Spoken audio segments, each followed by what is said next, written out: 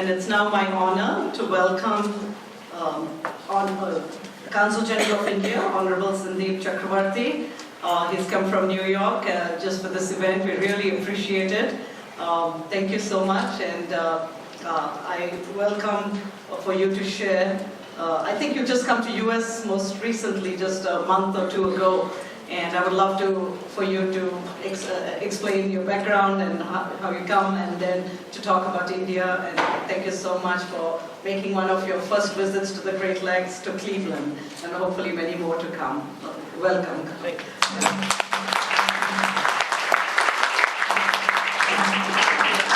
Thank you, Radhika. Mayor Jackson, Council President Kelly, Joe Superman, of course Radhika. I would just say that when I was told that I should come to Cleveland, so I asked my secretary, what's there? So she just said, Radhika Reddy is organizing it, you don't have to worry. So I knew only Radhika Reddy, and I came here. But you know what I must say, Mayor Jackson, that what I love about Cleveland and Ohio, and particularly the people, is the sense of humor. In the last 5 minutes I've heard at least 2 jokes. I think people who can crack jokes and be self-dressing are the best people in the world, I think. So I think I usually connect to Ohio and to Cleveland. Thank you for this opportunity. I have actually taken your invitation very seriously, and I have prepared a long speech. Now, I don't know whether I should, at the fag end of the day, read out the speech or summarize. I'm slightly confused. So, you please advise me. If you could talk about India opportunities. The whole speech. Okay. So bear me out, because I thought that this is one of my first public lectures, so I should do justice to the event and to the opportunity. So my speech basically takes care of 2 aspects of economics or business. One is what is happening in India, doing business with India, and then I deal with the India-US business relationship. I am not specifically talking Ohio because maybe we don't have so much of detailed information as Global Ohio or Jobs for Ohio have. But when I talk of the United States in general, I think Ohio is a huge part of that.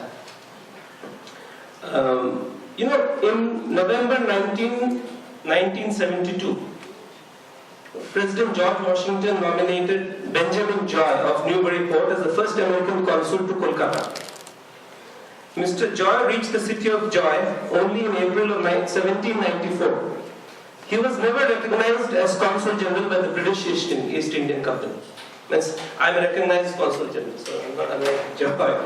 But he was allowed to reside in Kolkata on the condition that he will only be known as a commercial agent. So since then begins the official relationship between United States and India with a commercial agent in the city of Kolkata. That's from 1794. And since then, our relationship has flowered.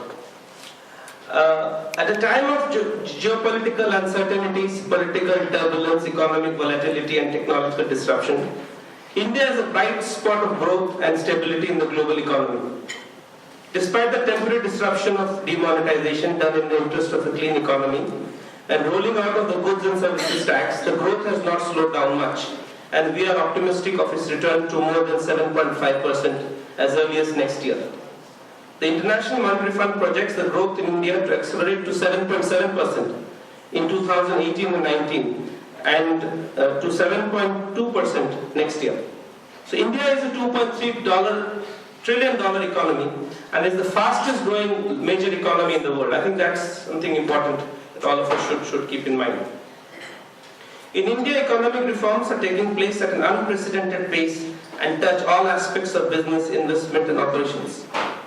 On almost every index of economic performance, whether it is competitiveness, innovation, ease of doing business, logistics, attractiveness as an investment destination, consumer confidence and business optimism, India's ranking is constantly improving. Our commitment is to ensure good governance, which includes easy and effective and transparent governance with emphasis on e-governance. India has started open auction of natural resources including telecom spectrum, coal mines and other minerals, and even private revenue channels. This has contributed $75 billion to the state exchequer. We are using technology to enhance responsibility and reduce discretion and corruption. Countries like India have always had this problem of corruption. So I think huge efforts are being made in tackling corruption with the use of technology. And we are moving to a less cash economy. Cash economy generates corruption. So huge steps have been taken by the government of India for digital transactions. And last year, digital transactions increased by 34% in 1 year. We have repealed 1,200 out-of-date laws, and the new institutions for bankruptcy and insolvency as well as arbitration are now in place. Strengthening of the intellectual property ecosystem in India is another area of importance. India is fully committed to the protection of intellectual property rights, and a new IPR policy has been launched since May 2016. Many industries have been taken out from obligatory environmental clearances, and these days setting up a business is only a question of one day. India has climbed 30 places in the World Bank Ease of Doing Business this year. It is the biggest jump for any country this year and a recognition of India's long-term reform trajectory. And the world is taking notice. We have moved 32 places in the last 2 years in the Global Competitiveness Index. We have moved 21 places in the Global Innovation Index. And we have moved 19 places in the World Logistics Performance Index of the World Bank. Since July, we have implemented what is known as the Goods and Services Tax. Till July, India was not one tax entity. Every state has its own tax regime. Since July 2017, the entire country has become a single tax regime. I think that has again opened up opportunities for doing business in India. Unless you belong to India, it's difficult to imagine what a single tax regime means. Because, it's like having 25 countries within one country. So, and the World Bank has estimated that this goods and services tax will contribute 2% to our GDP growth in the next few years. So it's a huge reform that has taken place in India. And also what we have done is the poor in India didn't have access to banking. And 290 million bank accounts have been opened in the last 4 years in India, taking banking to the poor. And in addition to that, we have launched what is known as the unique identification system. 1.3 billion Indians have a smart card identity system, which allows them to do banking, which allows them to receive state benefits directly into their accounts. So state gives benefits of pensions to poor people and to handicapped people, etc., etc. So that money, instead of going through agents or middlemen, is now reaching the direct accounts of the recipients. That is again helping in transparency and cleaning up our governance. One of the major focus of Government of India is entrepreneurship, which makes Make in India campaign, for which the Make in India campaign has been launched. India seeks to be a global manufacturing hub. At the same time, we want our youth to be job creators, not job seekers. For this purpose, we have launched startup drives like Startup India and Stand Up India. India is today power surplus, presently improving access to electricity and enhancing grid efficiency. We have set an ambitious target of adding 175 gigawatt of renewable energy, including 100 gigawatt of solar capacity by the year 2022.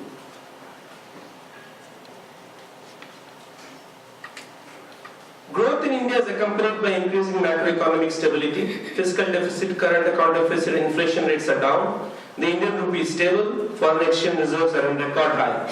Foreign direct investment grew by 60% in the last 2 years to $63 billion in 2016, reflecting India's position as the most preferred investment destination in the world today. Regulatory compliances have become easier. Labor laws are codified into a single code, and it is now very easy to do business in India. I just laid a background of what is happening in India, the economic scenario over the last couple of years. Now I would like to move to how the India-US relationship is looking. This year we are commemorating 70 years of establishment of diplomatic relations with the United States and also 70 years of independence.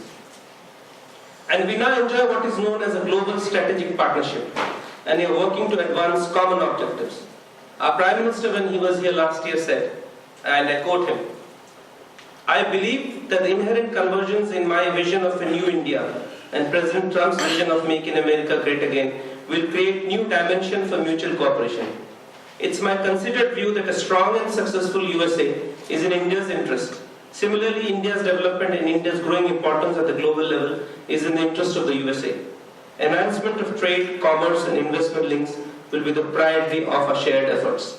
And in this context, expansion and deepening of our cooperation in the field of technology, innovation and knowledge economy will be among our topmost objectives."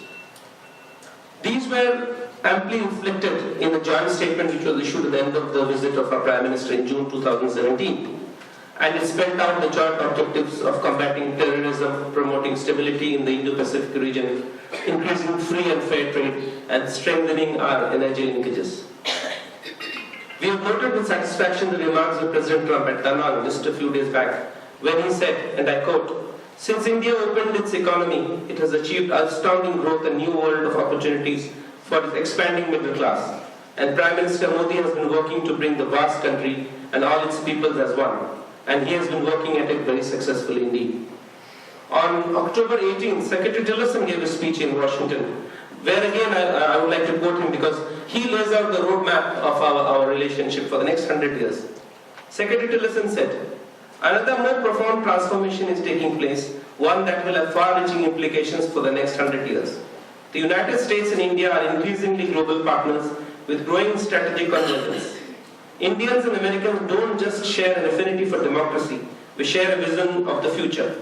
The emerging Delhi-Washington strategic partnership stands upon a shared commitment upholding the rule of law, freedom of navigation, universal values, and free trade.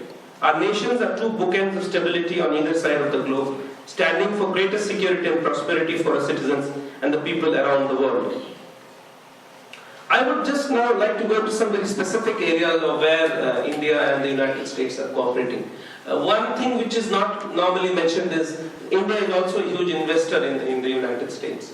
And USA is one of the top 5 investment destinations of Indian investors. And till last year, we have records of 15 billion investment by Indian companies in the US economy. This is significant in terms of creating jobs, thousands of jobs in the local communities. For instance, there's a group called Tata Group. Tata Group has revenues of about $16 billion in the United States, and it generates more than 12,000 jobs in various parts of the United States. So that's just one example. Two-way trade generates jobs in the United States, and the two-way trade between India and the United States is worth about 115 billion. And India is now 9th largest trade partner of the United States in merchandise trading. India's contribution to the overall trade deficit of the United States is relatively small, around 2-3%, and the trade deficit in the first 9 months of 2017 has gone down by 2 billion. So we are working very consciously in reducing the trade deficit with the United States. Our leaders have resolved to deepen defense and security cooperation, building on the United States' recognition of India as a major defense partner. As India proceeds to procure weapon systems from the United States, it will make a significant impact on the trade deficit. Indian civil aviation companies have ordered more than 300 Boeing aeroplanes, and with the sector growing at over 20%, these orders are bound to grow. The first ever shipment of American crude oil to India worth $334 million reached India on October 1st, 2017. We're looking forward to more such consignments. Similarly, we're looking forward to purchasing more LNG, and LNG exports from the United States, Maryland will start in January 2018. The presence of a large and vibrant Indian-American community is a bonding factor between the two countries. More than 4.5 million Indians know America as their home and are contributing to their communities as doctors, engineers, innovators, and proudly serving their country in uniform. It is difficult to imagine the United States leadership role in information technology without the contribution of Indian scientists and engineers. As Secretary Tillerson says, the exchange of technologies and ideas between Bangalore and Silicon Valley is changing the world. Prosperity in the 21st century and beyond will depend on nimble problem solving that harnesses the power of markets and emerging innovations in the Indo-Pacific. That is where the United States and India have tremendous competitive advantage. Our open society generates high-quality ideas at the speed of free thought. Further, nearly 207,000 Indian students are studying in the United States as of May 2017, many of them in the state of Ohio. And they contribute not less than $5 billion to the US economy. US is the sixth largest source of investment also into India. And US investments, cumulative investments from 2000 to 2017 were worth more than $21 billion US. This is in a nutshell, the India-US relationship and how it is going. I believe personally, being here for the last 2.5 months or 3 months, that we are just scratching the surface. The potential is enormous, and we are helped by the presence of our countrymen and women, some of them who are in this room. And I think there is enormous opportunity for India to invest in the United States, creating jobs in the United States. Similarly, I welcome American investment into India because, as in the first part of my speech I showed, India is the hottest investment destination in the world today. Thank you very much.